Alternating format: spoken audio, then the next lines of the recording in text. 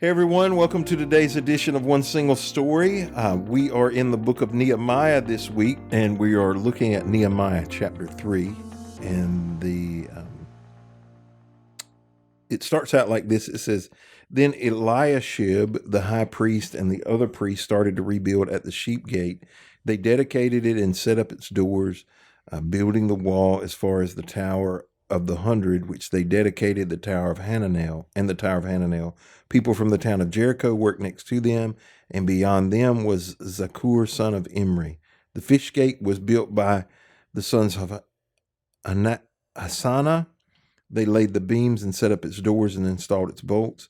Meremoth, son of Uriah and grandson of Hakaz, repaired the next section of the wall. Beside them were Meshullam, son of Berechiah and grandson of Meshezabel, and then Zadok's son of Bana.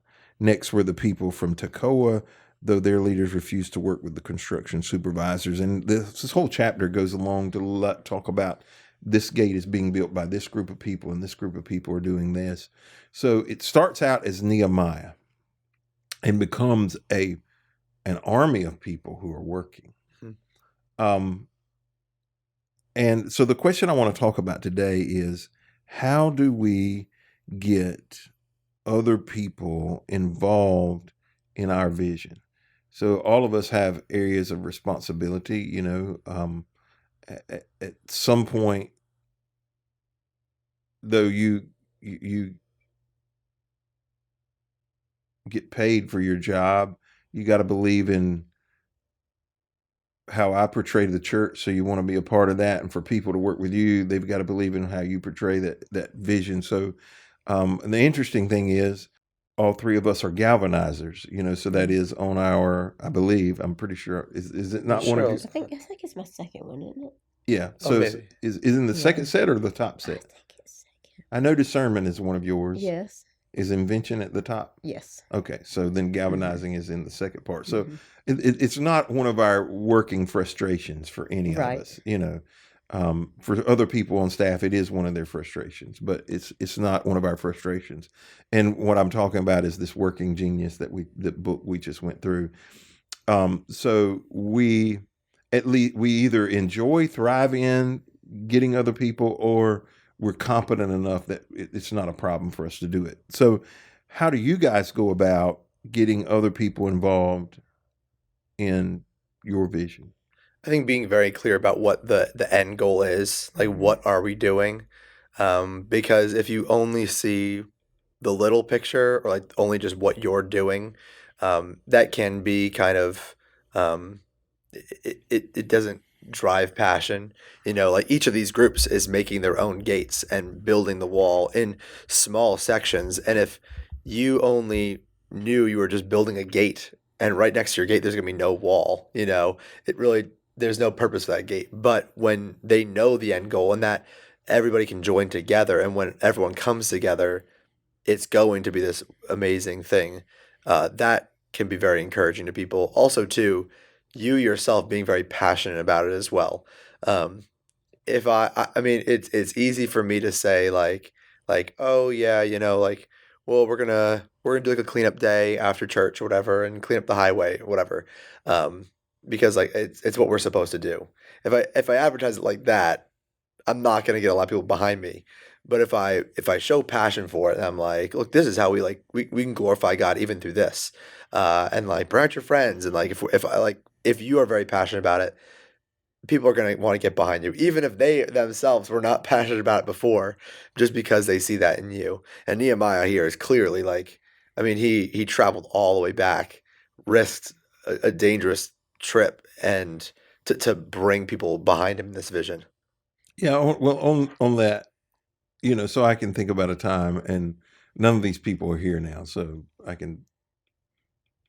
don't mind talking about it. I wouldn't mind really talking about it if they were here, but we've had times where we were trying to figure out how to continue to grow our church, and on multiple occasions we've tried a Saturday night service, and we sit in a room and everybody go, yeah, we want the church to get bigger. Yeah, let's do this. Let's try this.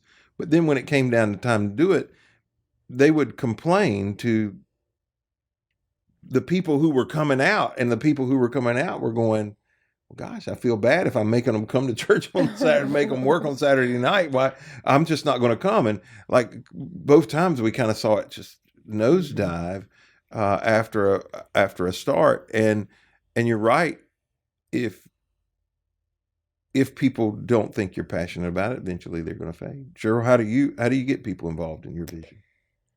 I think that it's really important, and this is kind of something I guess we might lead into with his organizational skills and the way that he kind of came in and set things up. I think that it's really important for you to create something that people want to be a part of, that they see, it's well organized, people are going to be taken care of, they're going to have the information and the resources that they need. They won't feel like they're just chunked in and trying to figure out things as they go. Although I know that happens from time to time under different circumstances, but I think in general, it really helps for you to make sure that people feel appreciated, when they're able to step in and things are set up like that for them. And I think some of that depends on personality. I think the vision's got to be pretty big for people to take a leap of faith and not know. Right.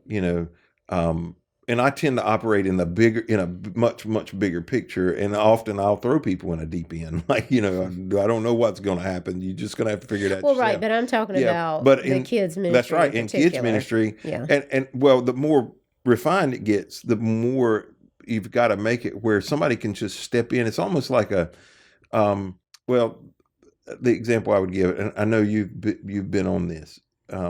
You probably haven't, but as a staff, we were in Orlando and we went on the Ferris wheel, the Orlando Eye or whatever it's called, and it never stops moving. Mm-hmm. People get off and people get on, but it's constantly moving, and it's got to be done at such a speed, and everything's got to be set up so that even people who aren't overly mobile can figure out their way on and their way off, and that's very much true in children's ministry, because a lot of times as somebody's coming in, somebody else is going out. Yeah. What were you going to say? I was just going to say, because when you really believe in what you're doing and you're excited about it and you want to see changes happen, you want to put your foot on the accelerator. That's right. Is what you want to do. And so sometimes it's hard not to do that, I think. And that is like, for me, the challenge is not to get too far ahead. Mm-hmm. My foot is like, and of course I think this is safe driving anyway. I rarely put my foot on the brake. Rarely. Like, it's going to be the last minute, before I put my foot on the brake. But I'm typically moving, and I have to make sure I don't leave everybody else behind, because it's easy in my mind to be thinking about something that it hadn't even crossed anybody else's mind. So I have an example of this. It's kind of funny. I was just telling somebody yesterday that I feel like we stay so far in the future with our calendar in mind that the other day I walked into Walmart and I was like, why do they still have Easter stuff out? And then because you're planning for Vacation Bible School. Oh, okay, yeah. Right. Easter actually hasn't happened yet. Just in my mind, we're already on the other side. We're talking about something else now. I did want to say also that another thing I think is super useful, and I mean, really, it's just true that when you are trying to invite somebody to be something, like you said, that you have a larger vision for, not only do you have to help them understand how important they are in that, but I mean, everybody has different gifts, and you need those people's gifts. They need to use those gifts, but you want to make sure you have a system that's set up where they're going to be able to find what that thing is so that they feel fulfilled in doing it. Right. Not that you're just asking them to do something that's totally out of something that, is their realm or that they're interested in, or I'm not necessarily mean comfortable, but just, I think it's really important to break it down into jobs that people are really good at and excited about doing. Mm-hmm. I was listening to a podcast the other day about a youth ministry podcast and talking about how at a certain point as your youth group grows, you no longer are there so much for the youth as you are there for the leaders. That's right. and equipping them. but that's my favorite part. I'm like, I know it man, you is. know, because I like being in there with the youth, playing the games, and going and meeting with them. But I will say, like, it But then is. things fall apart when you're not there. Well, yes, that, you know, because you gotta build up people to help when you're not there. Hmm. But then also too, it's I can't be the one that goes. I mean, like this, I love going to like to see the students at their games, visiting them at their work, and things like that.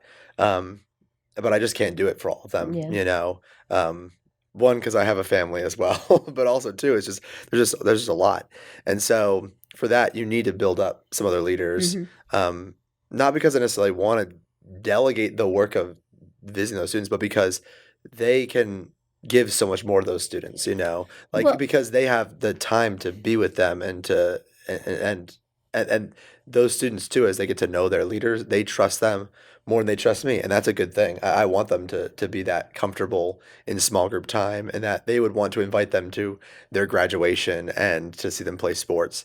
Uh, so an yeah, example would be that we've had some kids who the first thing they did was tell their small group leader that they had decided they wanted to get baptized. yeah, Like they talked to their parents and they're like, well, you tell, Mr. Kevin or yeah, whoever their teacher is. And I mean, that's really cool to Mhm. me that they didn't want to get in touch with me about it because the personal relationship that they have is Yeah. with them. Mhm. And I think it reminds me of how people don't understand that you can't make every hospital visit, you can't go to every single funeral.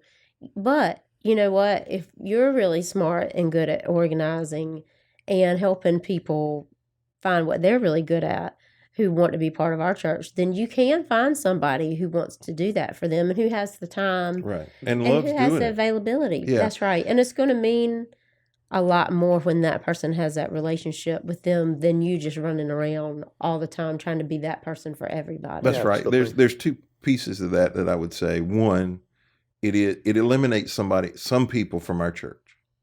There are some people who won't come to church here. They come and leave Right. because they can't have a personal relationship with me. Now I'm not. It's not like I'm some superstar or something. It's just that I cannot have a personal relationship with 1,000 Every people. person, I yeah. just can't do it. The second piece of that is that is the limiting factor to churches in America. It is the limiting factor. The reason why the average church is 75 or less is because the pastor wants to be needed by everybody. Mhm. So he can't, I want to be the one they call. And the people want him to be the one they call. And so that caps out. I mean, the number is about 125 that you're going to hit the ceiling, but it's going to, what I see is the church, the guy who's really good at it, who's going to grow the church, it'll go to about 125 and back to 75, 125 back to 75, because he's got to be that person and the people want him to be that person. And we've been very fortunate here. And I think I've said it publicly enough that if the church is going to grow scale, you've got to, it's like any other business. McDonald's teaches their franchisees in such a way that everybody can make a Big Mac exactly the same. Because if Ray Kroc had to be at every store, they never would have had the thousands of stores. So you've got to come up with a system. So, if people imagine people saying, well, I'm not eating at McDonald's unless the owner's there, So like George, who owns the McDonald's here in Edenton, he owns, I think, 5 locations. So if you said, well, I'm not eating at McDonald's if George ain't here, well, you probably ain't eating McDonald's then, Well, and think about, you're talking about McDonald's. If he were the person that were doing all that, how few people would be employed? Yeah. At How any tired of he those would be. locations, right? How And bad so his it's the family same would thing be. Mm-hmm. with church in my eyes, is that you are keeping people from using their gifts when you don't give other people the ability to come in and do some of those jobs. Which, going back to the scripture, Nehemiah came in and they build the wall in like 52 days? And it had been down for years and years and years, but he came in and helped people find what they were really good and skilled at and organized it and got everybody unified, and they got the job done. Yeah. And it isn't all, even as we were talking about, like comparing it to like business and stuff, it isn't all just about growth, right? It's not just about numbers, like, No. oh, like you're limited by your numbers, but more so than that too, like even like in my youth group example, in that those students have a stronger personal relationships and can even go deeper in their faith because they have smaller groups that their leaders are there for them, and they can really grow in that way that they couldn't if I had to do everything, and like, or if one pastor just had to do everything. And so not only is it growth numerically, but also spiritually for each individual, it can be Well, I mean, Jesus greater. is a model. He had crowds, 20,000 plus at times, it appeared, but he spent the overwhelming majority of his time with 12. And he spent almost all of his time with 3 of those 12. And, it's just too much to ask. You have to get those people to buy into what you're doing, but you can't, if the only way to do that is to have a personal relationship with them, is going to be very, very difficult. Good. All right. Well, thank you for joining us today on this edition of One Single Story. I hope that you'll join us again tomorrow as we examine Nehemiah chapter 4.